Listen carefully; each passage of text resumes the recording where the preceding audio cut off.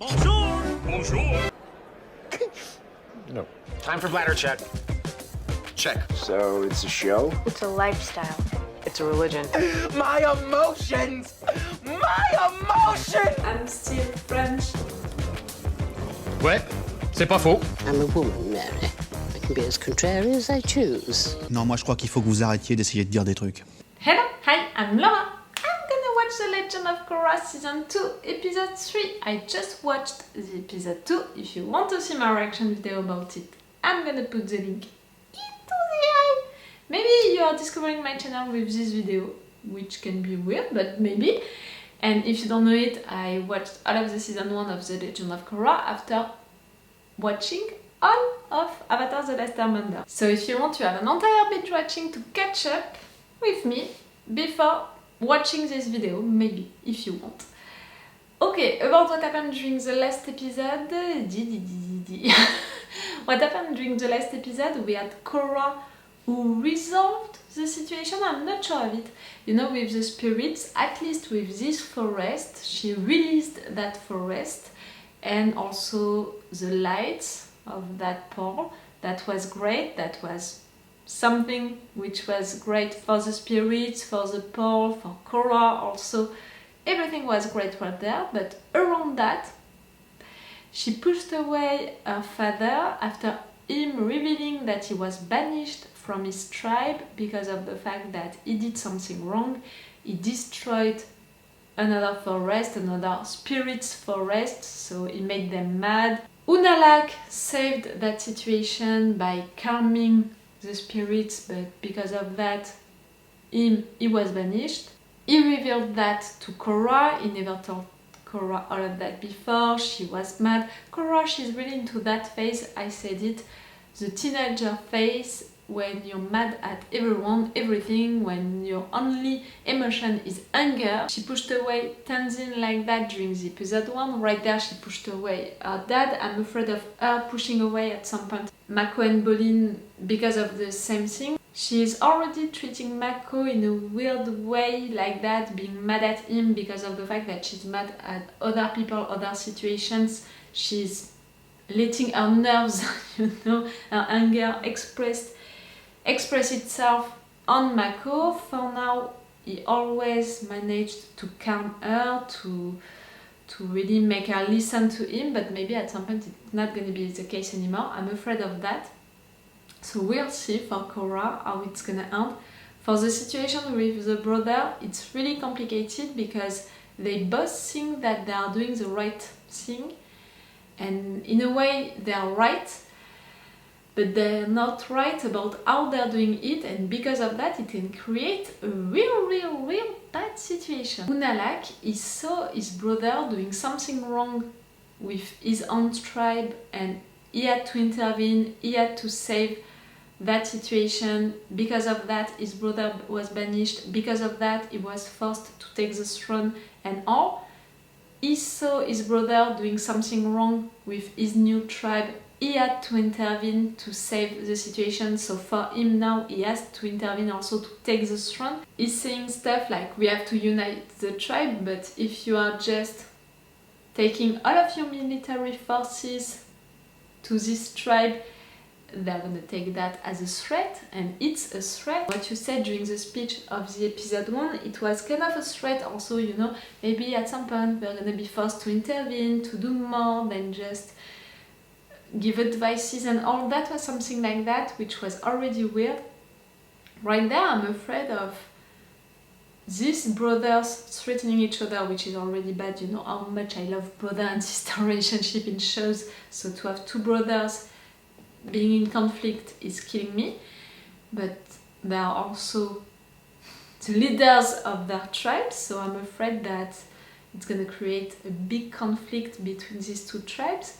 And again, it's even worse because of the fact that they both think that they are doing things right, that they are the good guys, and in a way it's the case. So you can't blame Unalaq, you know, for intervening right there for the spirits and all, and for thinking that what he's doing is right, because what he did on the past, it was the same and it was right, so he wants replicate the same thing in a way. He doesn't trust his brother to be the leader of that community, to help with the spirits, and also he thinks that he can do it. Logical with his character, with their relationship, with also all of the background of that situation. It's logical, but it's also logical that Korra's dad, he doesn't want that. He was banished and he recognized that what he did was wrong, and right there he didn't want really to help, and he was afraid of the situation with the spirits. He was telling to Korra to not go. It was not like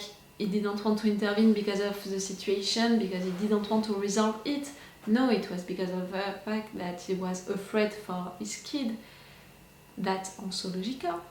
And I don't know what is gonna happen when he's gonna discover what Unalaq did, all of these military forces coming to his tribe. I really don't know how it's gonna end, but I'm not really okay with the situation. It can end in a lot of different ways, and some of them are really bad. And I'm afraid also for Korra, she's gonna have to take a side between these two brothers. I mean, her dad lied to her, she pushed him away, he didn't trust her, and all. After that we saw that he was proud of her, but we as viewers, she didn't see it. And on the other hand, she had that new mentor who is telling her things which are right, who are teaching her things which are right, who helped right there to resolve the situation. It's gonna be something difficult for Korra to take a side. We'll see. And also we have Tenzin and all of his family being in Aang's temple. That was so great. I didn't know that it was gonna happen really during the episode 2, because Aang, it took so many time to travel from one place to another place, so I thought that it would be the same. Not at all. But it was great. We didn't have any flashback with Aang or stuff like that. Maybe it's gonna happen, but not during the episode 2.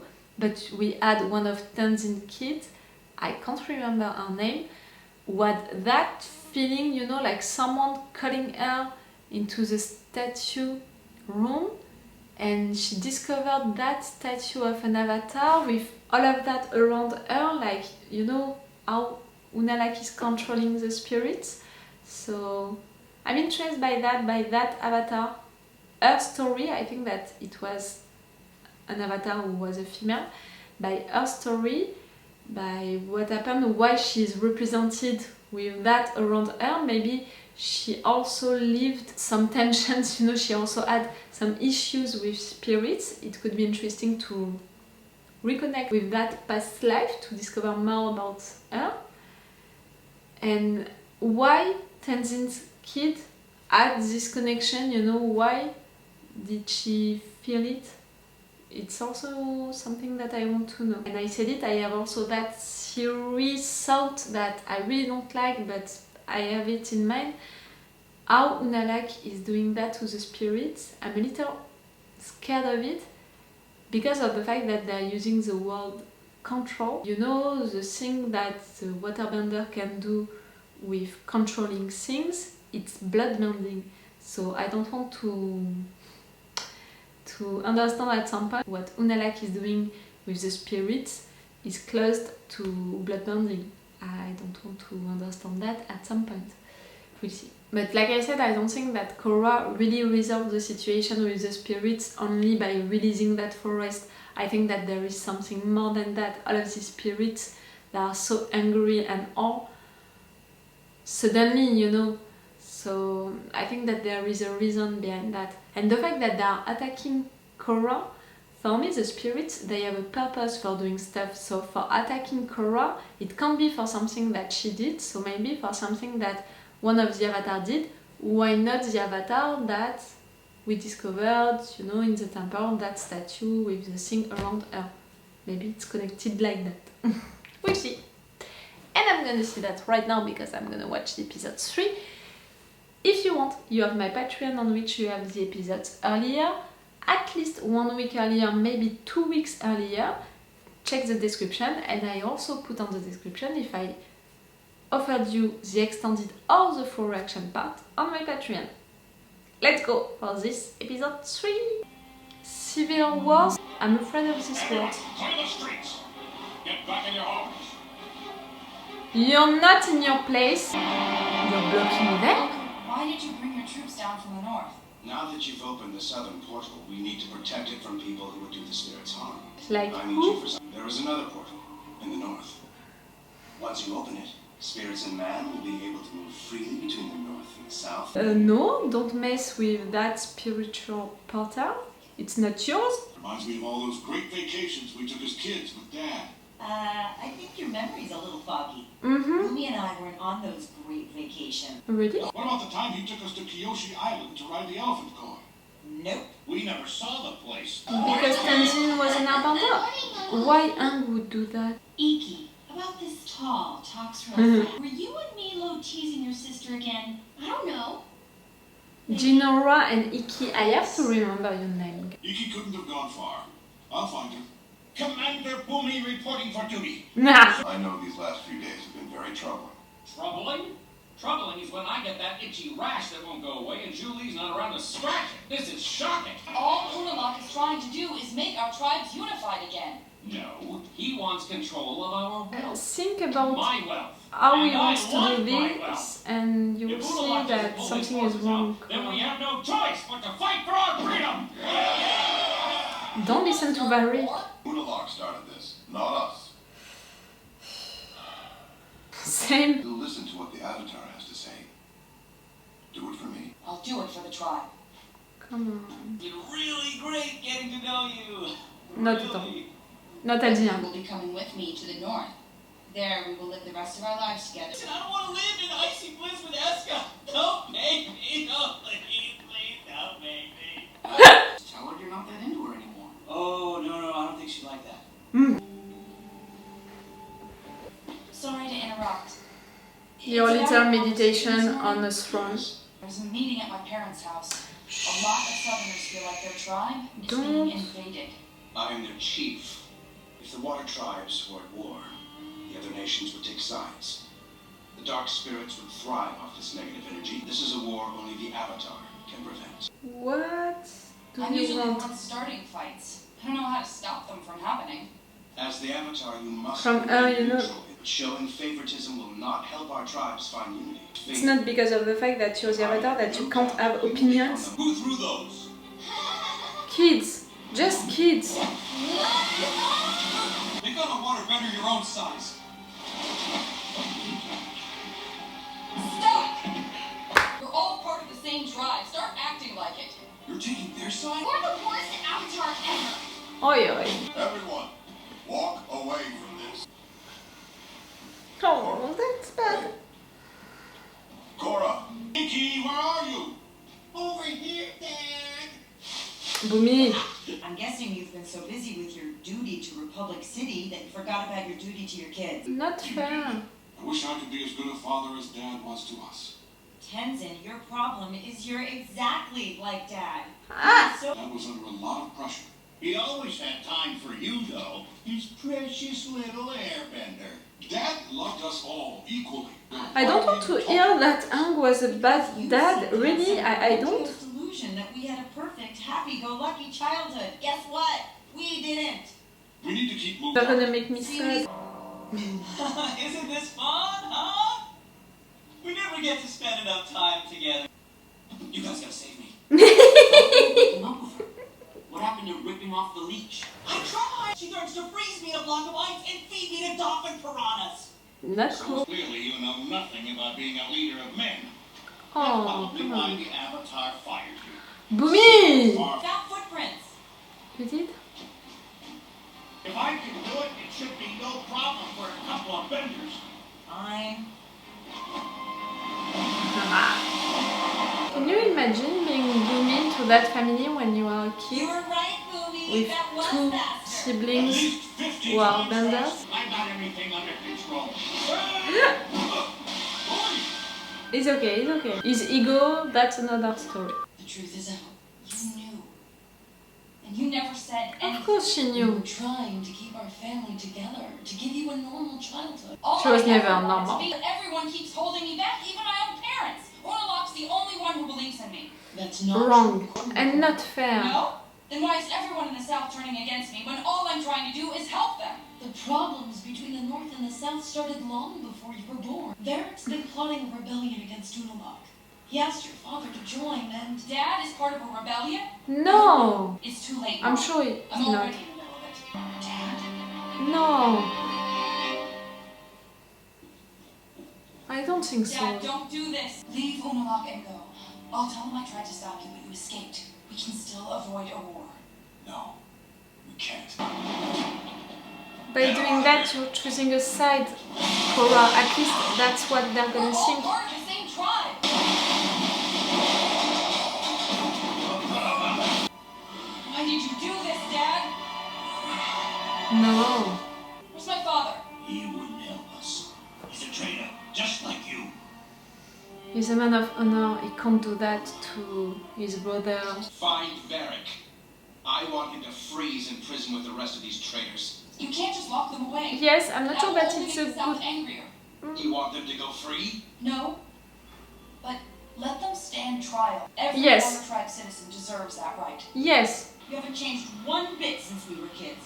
You're still trying to prove you can do everything a bender can. Well, you can't. And you're not our mother. You don't get to tell me what I can and can't do. Kaya's right. You're the oldest of us, but you always acted like the youngest. You think you're the responsible one? Where were you after Dad died and Mom was all alone? Because I was the only one who packed up and moved my whole life to be with her. Sure, after years, it's time for you to settle down somewhere. You two have no idea how it feels to have the future of an entire culture on your shoulders. Right? Too rough. You think you're some savior who has to carry on Dad's legacy. Who else is going to do it? How about all of us? Yeah, we're Aang's kids too. Right. Well, I didn't want you to come in the first place. Oh, stop, all of you, all of this brother and sister relationship which are turning bad are making me sick. Oh, you want to break my heart.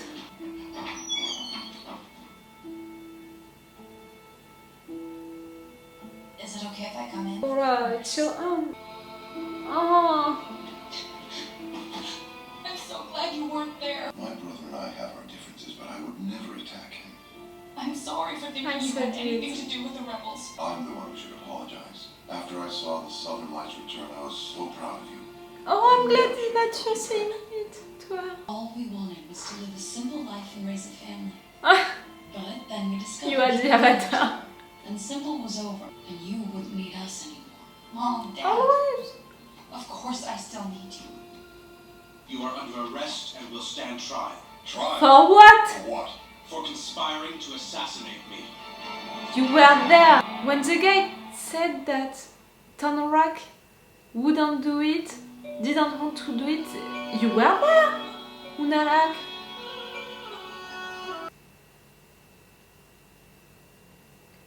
I didn't cry, I just had some tears into my eyes, but they didn't. So it's not counting. It made me sad, this episode. It really made me sad. For so many reasons. Tenzin, Bumi and Kiya talking like that to each other, being mad at each other, not being able to work together even if it was right there to save a kid. And what they said to each other, the fact that Bumi, he wanted to prove himself all of his life because he was non-bender, can you imagine that? Kiya, she really came back to help their mother when Aang died. Tenzin, you said that to her like, oh, you could do that, you had your whole life to have some fun, so you could do that, renounce to your life to be with our mother. And, but Tenzin is right also. Yes, he had all of the responsibility of the airbenders on his shoulders. He was the only airbender. Yes, he had that responsibility, and after that he had the responsibility of Republic City. And okay, he's not the only kid that Aang had, but he was the one with the airbending, he was the one to take the responsibility in Republic City and all. I'm sad for all of them, I'm sad for their bad relationship, and I'm even more sad for what they said about Aang. treating them like that. I don't want to think that Aang was a bad dad, you know, a bad father. I don't want to imagine that Aang didn't consider his kids as equal. I don't want to know that he didn't bring all of his kids on vacations to have some fun and all, that he gave some privileges to Tenzin and he didn't consider the other ones. I don't want to hear that.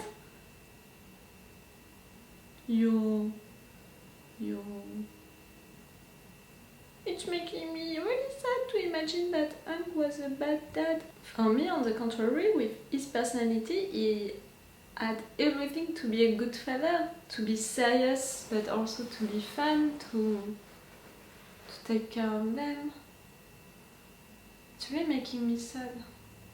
Iki, she disappeared like we almost forgot it at the end of this episode. Why did she disappear like that?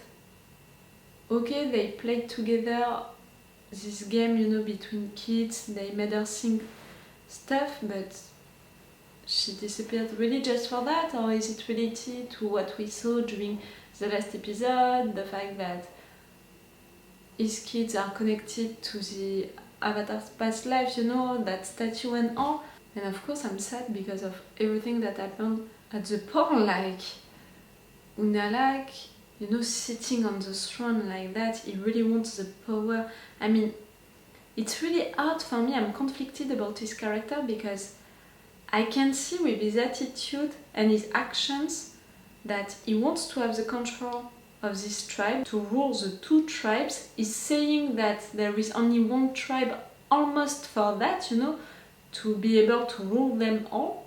And he's blocking everyone inside, he wants all of his military forces to deal with the place, to control it. And he's trying to manipulate Korra in a way. I really felt it like that, but on the other hand, some of the things that he's saying are right. And I think that he thinks that he's doing things right. Do you understand what I mean? It's making it harder to consider him as the villain, because he's not the villain. Right there at the end, you know, just the fact that he was okay to not put them in jail because they tried to assassinate him. So of course his first reaction is to do that, and that's logical, but he was okay to give them a trial. His face during that moment, his look, made me think that yes, he's doing everything in a logical way because he wants to do things right and all, but after that, to be like, I'm gonna arrest you, you know, to his brother and his wife. No, you heard that guy saying to Korra that her dad didn't want to be a part of that plan, so why are you doing that? I think that this character, Unalaq, is really marching, you know, on the limit between what is bad and what is right, is really marching on it, is really this close to switch on the bad side, you know, to do something wrong, but still by thinking that he's doing things right. It's really bad. And the fact that they are brothers, it's killing me. You know how much I love brother and sister relationship. You were there for Amon and Tarlok relationship during the season 1. It killed me, how it ended and all. And you were there also for Avatar The Last Airbender, for a lot of situations like that, even in The Legend of Korra for Bolin and Mako's relationship. So you know how much I love that kind of relationship and how much it's killing me when they're mad at each other. Right there, it's worse than that. I'm not sure that it can be repaired, you know, in fact. What he wants to do, Unalaq, he wants to create another portal on the North Pole to be able to travel from north to south in just one second. Like, you really think that it's a portal of your mother, like you can take it just like that, no one is gonna say anything, like the spirit's world, they're gonna let you travel like that, use it, like it's your own stuff. No. Like I said, it's not the portal of your mother. Calm down, cowboy. I'm not sure that I want this portal to be opened. And the fact that he wants it now, when it's not the solstice anymore. I agree with Cora, you said that this portal would be opened because it was a solstice, but now you can open the other one, even if it's not the solstice, because one is opened and she gained force by opening it. It's too easy. It's almost like you wanted the portal to be opened, that's it, and now you want the other one to be opened because you have a plan for it. And that's all. But maybe in fact there is no connection with the solstice at all. It's really hard. Because yes, he can control the spirits, he can calm them. Again, I have this theory, this thought about what he's doing to the spirits. I really hope that it's not connected to blood bonding. It's a fear that I have because of the fact that they are using the word control. Civil Wars. The title of this episode, of these 2 episodes that I'm glad that I'm watching together on the same day. Normally I planned my schedule, in advance. I planned my schedule for the months in advance to be sure to watch episodes which are working together on the same day. But now I didn't remember that these 2 were connected. I'm glad that I had that thought planning my schedule. I'm telling to myself from the past, hey, you're clever. But Civil Wars, that's a big word, That's the one which is appropriate right there. We have people from the same, not tribe, I don't want to say the same tribe because there are really 2 different tribes, but from the same culture, from the same story, who are against each other. It's really bad.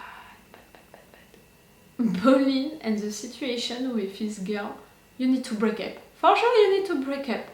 I want you to break up. You're not their slave. Like, Bolin, you have a character, okay, you're pure and naive and so sweet, you're the nicest guy, but come on, show some character and just tell her that no, you're not gonna follow her on the other part of the world, because no, you're not gonna be her slave anymore, that's it. Oh, I'm sure that she can understand.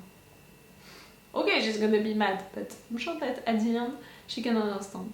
Asami, we didn't see her since 2 episodes. I thought that because of the story of the last episode it was logical to not see her, but right there we have Varric, who wants to organize that rebellion. It's logical with his character, but it's really bad for Asami, for her business with Varric. If Varric is arrested, what about Asami's business? They can't make deals together, so that's bad. But Asami, where is she? I don't remember that during the episode 1 she said something like, that's it, now I'm gonna come back home. So what? We're not just considering her, that she's right there into the city?